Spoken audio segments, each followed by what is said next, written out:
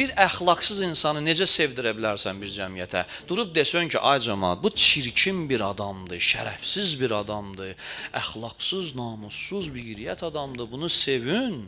Heç kim sevməyəcək. Necə eləyirsən?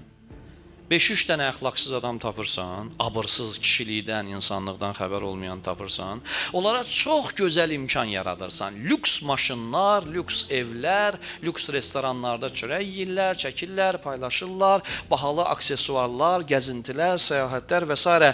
Nəticədə insan, avam adam, baxır onun bu cazibəli həyatına və düşünməyə başlayır ki, belə olmalıyam ki, həyatımda belə olsun.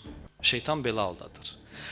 Ən alçaq adama o qədər gözəl şey verir ki, cəmaət elə başa düşsün ki, gərək alçaq adam olasan ki, belə olasan da, cazibəli həyat yaşamaq üçün belə olmaq lazımdır.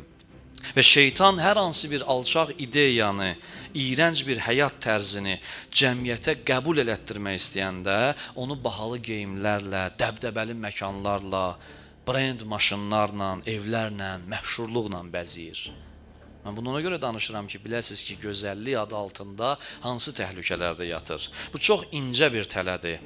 Təhlil elə bilməyən avam bir gənc də baxır, əgər bunun bu qədər imkanı varsa, deməli doğru eləyir. Bax, belə tərzi var bu günləri. İmkanı varsa, nə edibsə doğrudur.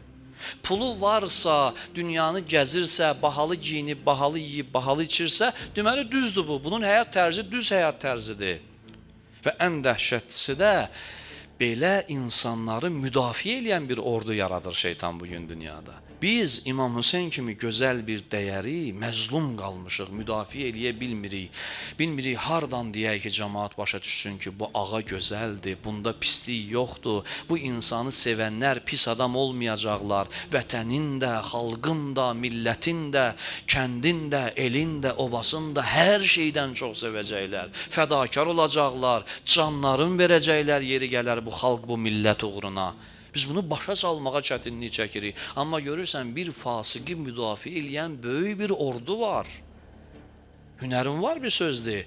O qədər sənə tənqid eləyərlər, rəy yazarlar, fikir bildirərlər, peşman olarsan özündə.